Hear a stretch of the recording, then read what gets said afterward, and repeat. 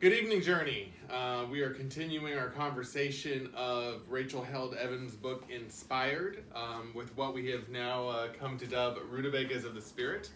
And we are now on this section called Wisdom Stories. Yes, wisdom stories. And as always, she starts the section with a dramatization? Yeah. She even titles it a screenplay at this point. And she calls it The Debate. Mm-hmm. And this is a modernization, a very short modernization of the Book of Job. Mm-hmm.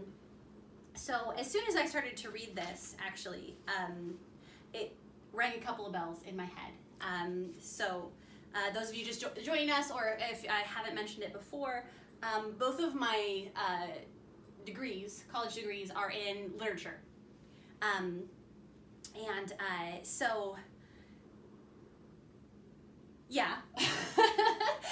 So this immediately, I knew that this wasn't the first time I'd seen Job reinterpreted. Right. So I just did a quick Google search. What popped into my head immediately, just from my personal experience with Job stories, was Voltaire's Candide, and the Coen brothers' A Serious Man from 2009. Mm. And so those were just the first two. And I was like, well, if I know of two, I know there have got to be many, many more. Yeah. And the thinnest of Google searches revealed that this book has been, the Book of Job specifically, has been reinterpreted artistically just countless times. Yeah. Like, there isn't even a comprehensive list of it. It's inspired so many songs over the past 2,000 years just in the Western tradition, that even before that, when we look at the glosses in the Jewish tradition, there's countless more. It's been done in music, entire series of music, just in multiple countries and traditions. I came across several from Germany specifically. It's been made into plays frequently. Yeah. Probably the most popular is its inspiration on Fiddler on the Roof. Oh yeah. Yeah. I didn't even think of it that way, but yeah. Yeah, I mean, absolutely, right? Yeah. There's tons of poetry about Job, and a large chunk of Job is poetry. Mm-hmm. The visual art, the one that caught my attention that I didn't know of, was the romantic artist Blake did an entire series of illustrations. He loved the Book of Job, and he did these amazing illustrations of them. Blake was a romantic, poetry and visual art. I thought you just did poetry, but... Oh no, he did tons of visual art. Really he cool. did that one with his wife about humanity. They were both nudists, and it was this whole thing. Yeah. I really enjoyed Blake. He's one of the few romantics that I enjoy. Not a fan of the romantic poets. We're talking about like Tiger Burning Bright. Yes. Blake, right? Yes. Oh, okay. Yes. I want me to run on the same Blake. Yeah. And his I did look up the art. It was beautiful. It was interesting. It was in his style. He has this very stylized kind of, and that was really neat. And then there are a bunch of novelizations of it. I was shocked at the number of modern novelizations. There were 4 films from 4 different countries just in the last 12 years. Wow. Serious Man was one of those. Right, there was another one from Russia that I had at least heard of before, and then 2 more other international films. I believe one was possibly French, and then one Middle Eastern. So 4 films just in the last dozen years that are pulling themes and inspiration from the Book of Job. And then I discovered also that Job is found in the Quran, specifically, and in quite a bit of Middle Eastern folklore. Different traditions in Turkey and in Syria, in Lebanon, and that there are multiple places that are said to be the burial site of Job. There's at least one in Israel, Syria, Lebanon, and Turkey. Because we're not actually given a... Right, and that was interesting, was that in several of the different Middle Eastern traditions, they had locations tied to the story. And so that was interesting. So that was just a little bit of a quick Google search that I did on it, because I knew that it's a book that has just inspired people in and out of our religious traditions just so profoundly that it's just something that we just so deeply identify with. Right. And that was one of the themes that came up as I was reading the scholarly work on it, was astounding, the Yeah. volume of scholarly work. Yeah. And that has been done, is being done. The most recent one was I think last year, was a 2019, possibly, maybe I'm confusing with the 2009. It had a 9 in it. But it was yet another full volume on the Book of Job, and just the way that artistically, scholarly, pop culture, that culturally we keep being drawn back to this exact story. Right, and that's the beautiful part of the wisdom literature, is that to some degree, wisdom literature, and then later on what we call the apocryphal works, such as Tobit, Bell and the Dragon, Song of Susanna. I've always wanted to read Bell and the Dragon since I read the novelization of it. So cool. Yeah. So cool. It's the novel was wonderful. Yeah. So I've always meant to get a version of that. Because you have something we actually talked about earlier today. Something we have to remember about the Hebrew mindset is that in the Hebrew worldview, they were iconoclasts. They were thoroughly iconoclasts. Yeah. Because any graven image, any sort of visual artistic representation of, quite frankly, anything, and if there's somebody more informed than me on this, if you want to double check on that and call me out if I'm wrong, but the whole idea of the graven images thing is the reason why we don't see a whole lot of visual art coming from the Hebrew people or Hebrew cultures. And so in the Hebraic culture, the literature is what has to be the medium for art. And so we see this huge wealth of artistic expression going on here, from Tobit, which is comical, to Bell and the Dragon, which is a mystery, to Job, which I would honestly say is a drama. If we're gonna put it in a sort of a genre. Yeah, I would say that might be accurate. It's one of those really deep, like the movies that you like to watch when I'm not around. Yes. You know, the ones where you like the ones made by the Coen brothers, like the Wes Anderson. Yeah. Or the ones you like to have get a good cry during, yeah. because oh man, life is so fragile and so wonky and unfair, but also so beautiful, and that's kind of what we get in the Book of Job. Yeah. You know, and also throughout a lot of the wisdom literature, you see the heights and the depths of human experience. Yeah. And that's kind of where Harold Evans really kind of digs in, I don't think it's any coincidence that she chooses Job to dramatize, and I don't think it's any coincidence that Job is one of the main focuses of this chapter, is because, like you were saying, Job has, in a way that none of the others have, has really captured our curiosity and our interest and our fascination. Yeah. Well, I mean, that though links directly to Jesus, because Jesus told stories because he knows that's what captures us. Yeah. It is. And Job being a story is one of the things I think that makes it so enduring. I mean, the Proverbs are... I hate Proverbs. She really hates Proverbs. We did a series of Proverbs, and she was not a fan. No, I read that thing from beginning to end, and that is not a fun read. I mean, it's just, if we're going to talk about the contradictions, which she talks about a lot. Your main term was patronizing, I think it was and misogynistic, and at times classist. Like, just the way it just... And it just... I don't know. It's not one author. I mean, obviously, it's not one author. But, so this is something that I talked about, actually, with Emily today. For lay readers, coming at the Bible as a fully translated work, and not just a fully translated work, but an intentionally translated work by either one translator or one team of translators, right? Usually a team of translators. Their voice comes through so much stronger than the original voices of the text. It's just the work of translation. Even if you're trying to preserve as much of the original author's voice as possible.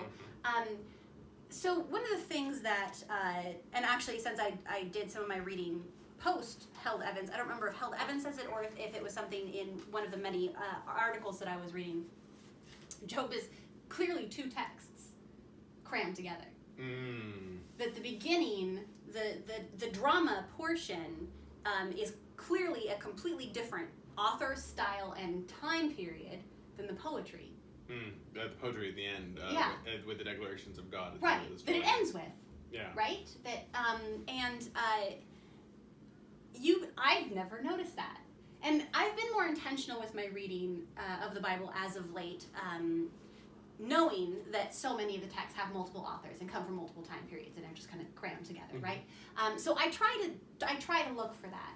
And I didn't see that in Job until it was pointed out to me. And I was like, of course. Yeah. Of course they're two different texts. I mean, the style is completely different, but you can't tell. But as far as transitions go, I would almost seamless transition. I mean, it's pretty smooth. But then it's harder to see the difference in the style of writing when it's all been translated by the same person, because they're going to have the same translation ticks, or they're going to make the same choices, and so that's going to blend those two styles together, and it's going to be even harder to see that you have two voices speaking here, right?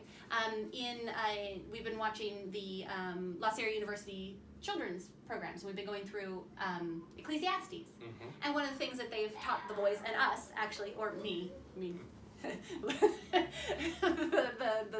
actual biblical scholar here, of course, it's not new, but that there's two voices in Ecclesiastes, right?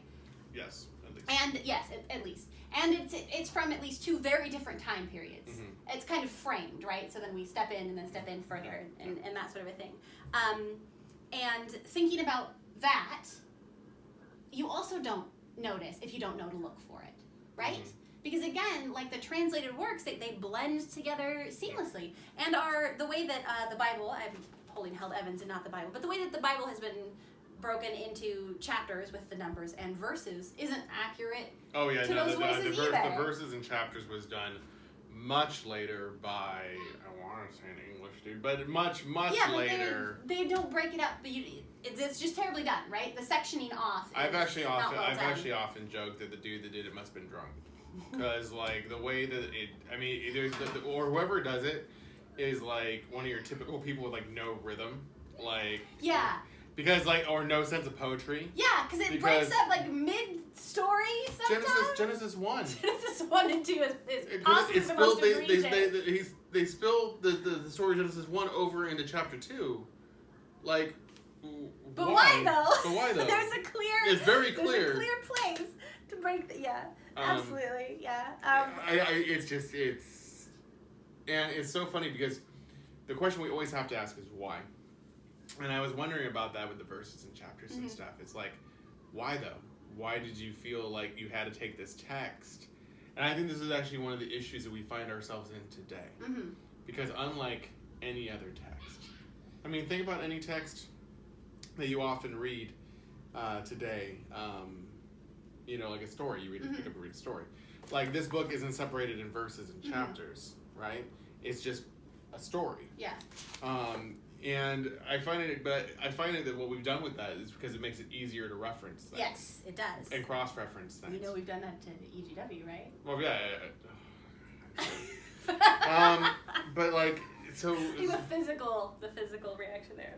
So, like, what then we've encouraged people to do by doing that is to proof text, is to go and pick out pieces here and there and throw them together, or to give these little pericopes, these little like pull text out of context to say whatever you want to say and give you your warm fuzzies whenever you need it.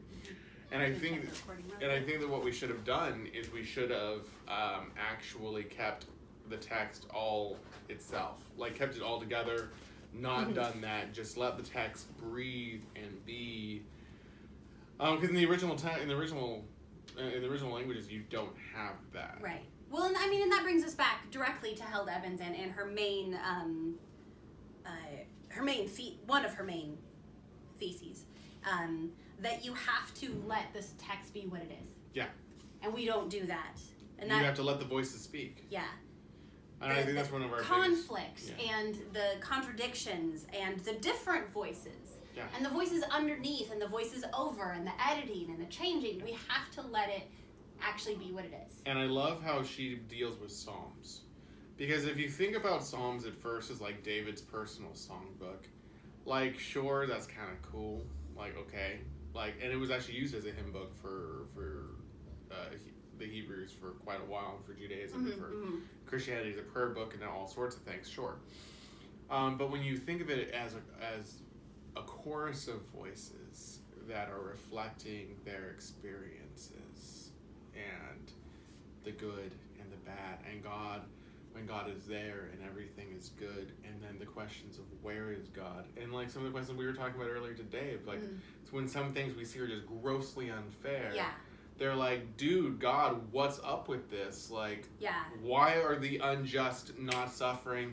Why do the wicked thrive while the righteous perish and suffer? Like, and which ties directly into that story of Job. Yeah. Like, and that's what I love about the wisdom literature. Wisdom literature is real. I love what and sorry, the thing that Held Evans says that I think encapsulates like what you're saying is that particularly the story of Job, but she says it favors the wisdom of those who have actually suffered over those who merely speculate about it. And I love how I think she reflects another theologian, was it Beale or one of the other ones, where it talks about like, or it might be the Jewish theologian that was talking about how only someone who has gone through suffering and only someone who's gone through pain. Oh yeah, Ellen Davis. Oh, Dave, yeah, has this. Who's wrestled with God and screamed out at God and had it out with God, gets a unique perspective that somebody who does not have. The person in pain is a theologian of unique authority. Yeah. Old Testament scholar Ellen Davis. Yeah, in getting involved with God.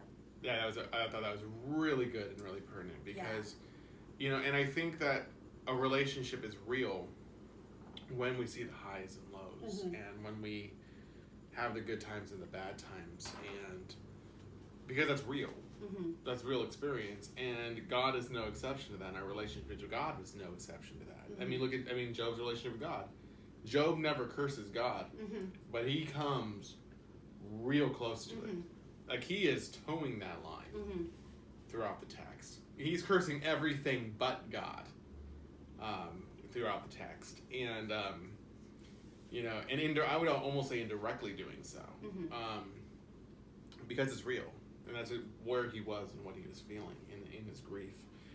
But yeah, I love how Held Evans talks about it, the cacophony of voices. Yeah. And talks about how... and goes back to the text being that the text can be God-breathed and that God allowed humans to write it. And we have to deal with that human hands wrote this however it was that God was involved. Yeah, and it's so funny that that's like one of the hardest things for many Christians and many Adventists to accept. But then we look at the text itself, and the text is unapologetic about this. I mean, the text from the very beginning shows God investing in humanity, and God giving humanity dominion, and God basically, to some degree, handing a good amount of the keys over to humanity. Because God empties into, because God pours out into, because that's how the way God's canonic relationship with us works. And I think part of it maybe is because we're scared of the responsibility. Because there's a lot of responsibility to think about it. Like, like if we are, to some degree, we can influence, even though God is inspiring us and God is revealing God's self to us, we still have this responsibility to write it down. And we can still get in the way of writing it down. I think people get scared by that. But I mean, so this is something I deal with a lot. And I have a lot of members who get like really upset about this. And some members who are like, well, I can't trust the Bible anymore. And some members who are like, well, this is just the devil trying to work and trying to erode confidence in God and faith in God. I wish I could find some way to like fully convey that this does not have to be a death of faith, but what this could be a birth of faith. And what being real with the text and wrestling with the text can do is actually get us closer to God, not further from God. And when we see how closely and how intimately God partners with humanity and how much freedom God gives us in this, we see more of God revealed, not less. Yeah. If that makes sense. Yeah.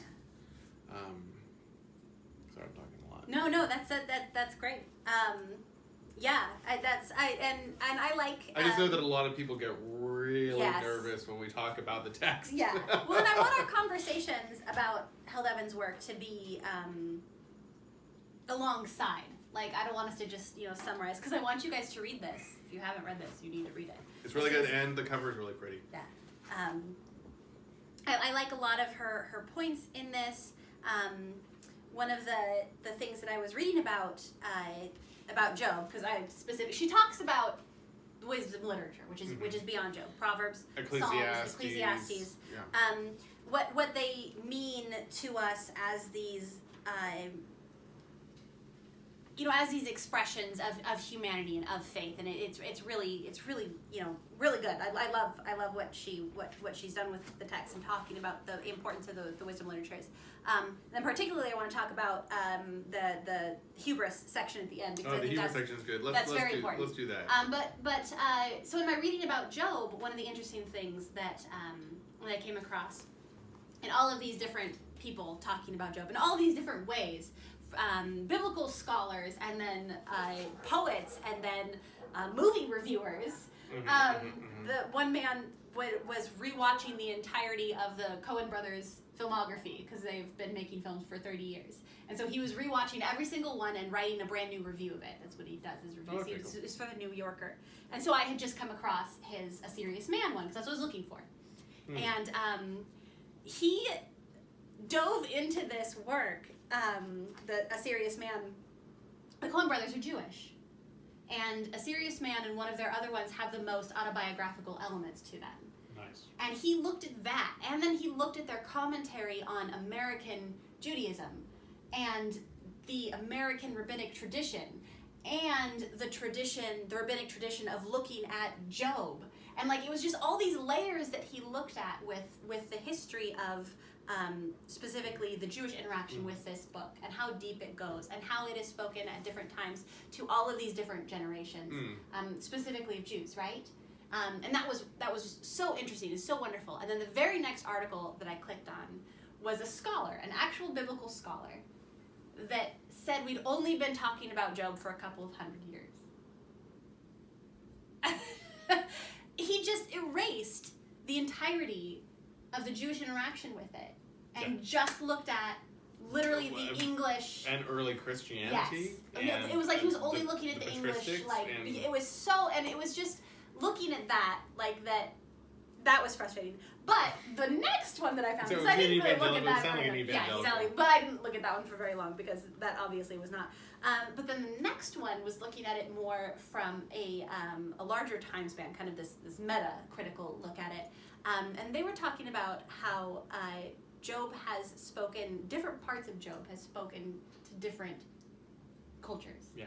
And that right now, we've, in a sense, in our cultural moment, moved beyond the question of theodicy. We're not obsessed with that anymore. Yeah.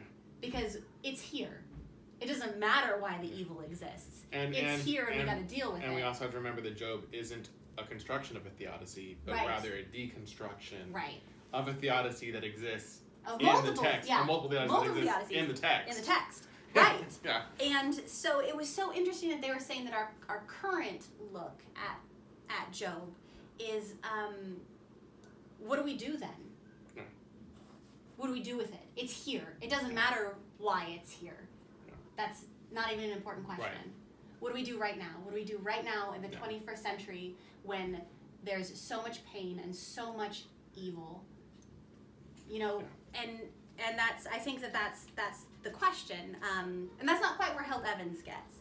But one of the things that she talks about, that we are talking about, though, is the American hubris, right? And one of the reasons why the wisdom stories are so important. And the way that, like she talked about earlier, we had several chapters all the way back in Origin Stories. We talked about our particularly American, and then we talked about our particularly Western and or white impulse to center ourselves in the stories, right?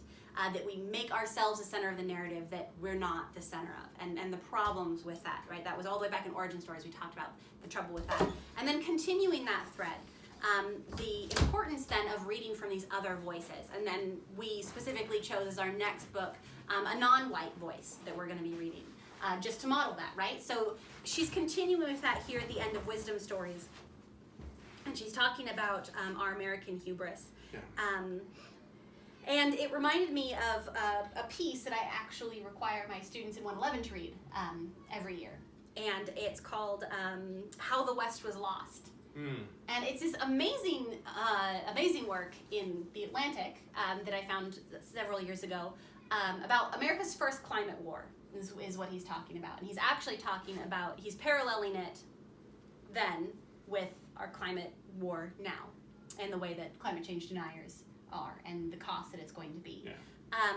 But one of the reason why that's relevant, aside from the fact that it's an amazing article, is that he has one line where the main character of the piece is a man that has traveled across literally the entirety of the United States and has mapped it.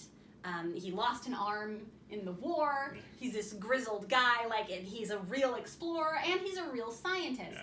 And he realized that past the 100th meridian, he just drew this big line on the map, and he's like, past this point, west of this point, except for the very edge, the Pacific, except for that, this whole segment of the country is arid. You can't farm it.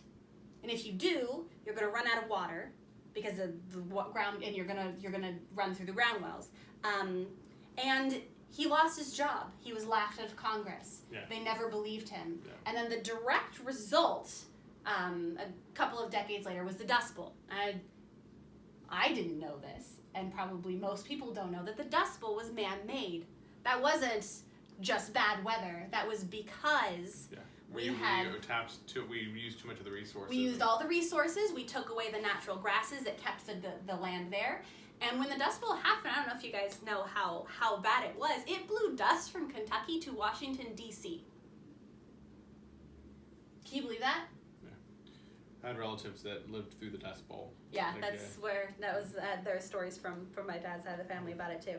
But the line that he said was the reason why they threw this man out of Congress and he lost his job and nobody would believe him was that he sinned against the prime American idol of optimism. And that's what she's talking about here with our hubris. Yeah. That we're so sure everything's gonna be okay that we don't stop to fix our problems. Yeah. You know, I mean, we have all of American Gothic is actually about this very thing. Mm-hmm. All of the entire American tradition of Gothic literature, Gothic stories, which is where a lot of our horror actually comes from directly. Mm-hmm.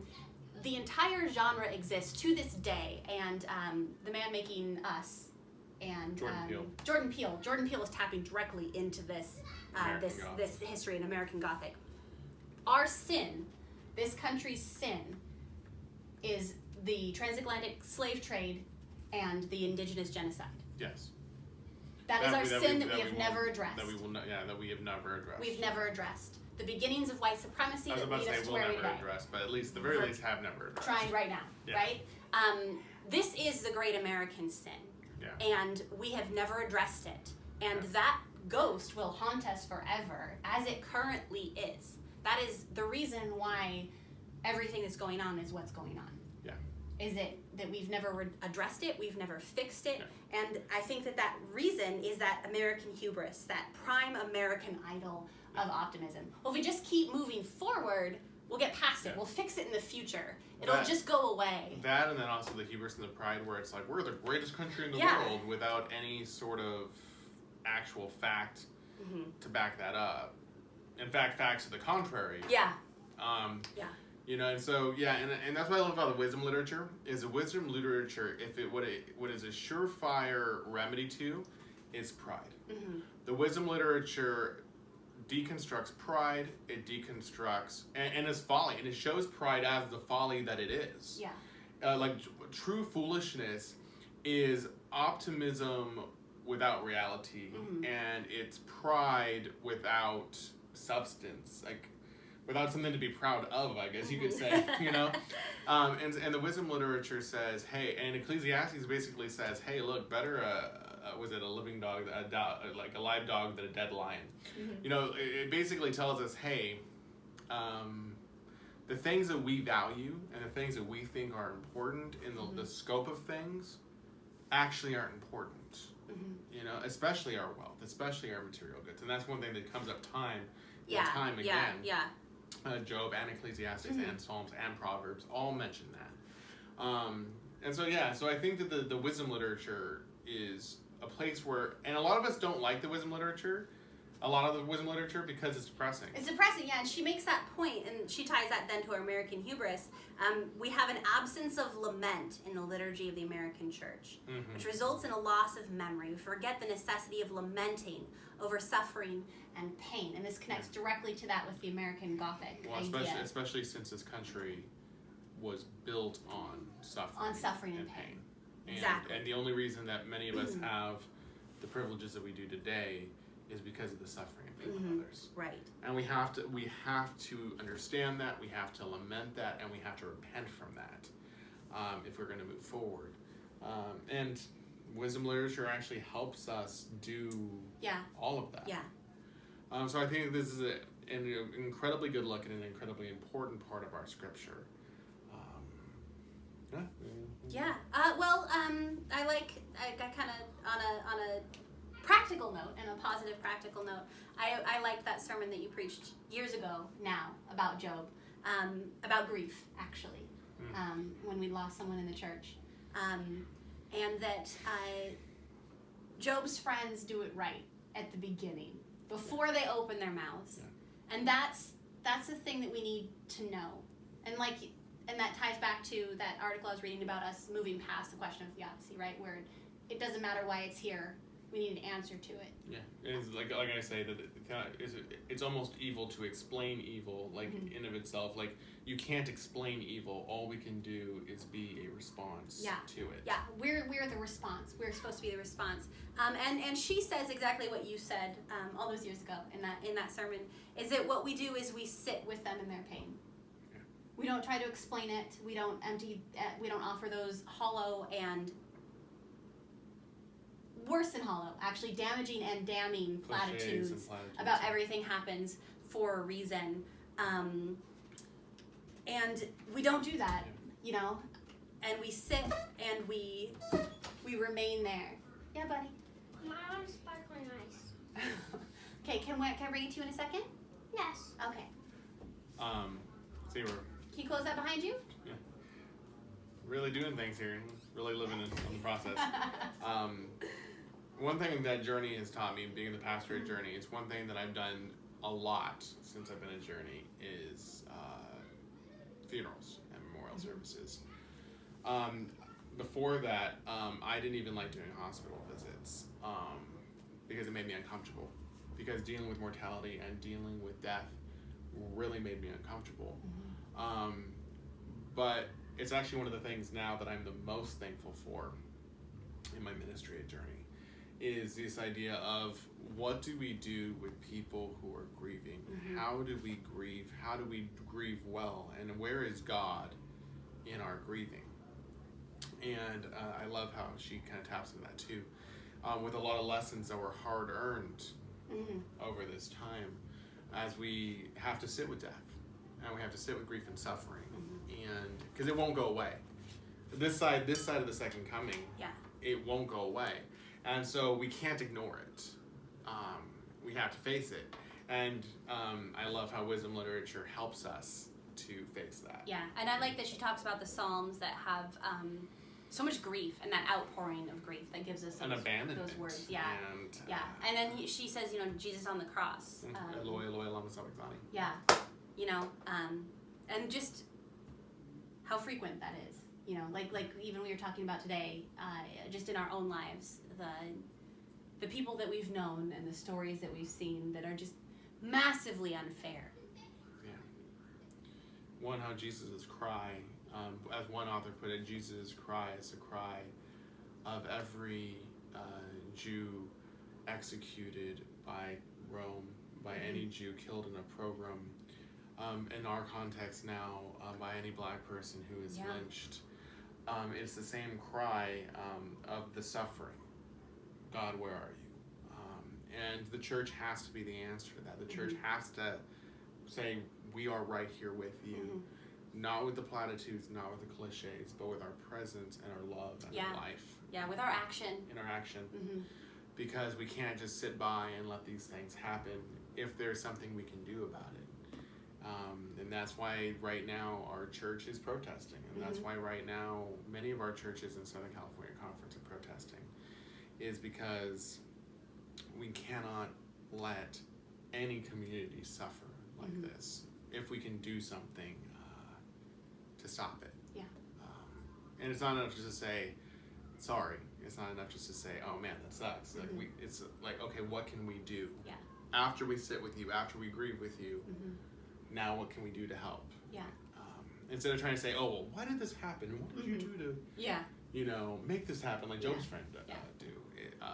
About that, actually, for our immediate cultural moment, if you aren't aware yet, if you don't understand the protests, if you don't understand what's going on, regardless of your skin color or gender, if you don't understand why this is even more important as we enter Pride Month now that it's June. Especially with the Stonewall riots, especially with the black trans individuals who've been killed recently. Yes, two more black trans women. Just if you don't know what's going on, please educate yourself. Yes. Or ask a white person to help you educate yourself. Please do not ask someone who is in those marginalized communities to educate you. They don't need to bleed for you to believe them. Yeah. There's plenty of resources. We live in the internet. You're watching this on the internet. Do a Google search, right?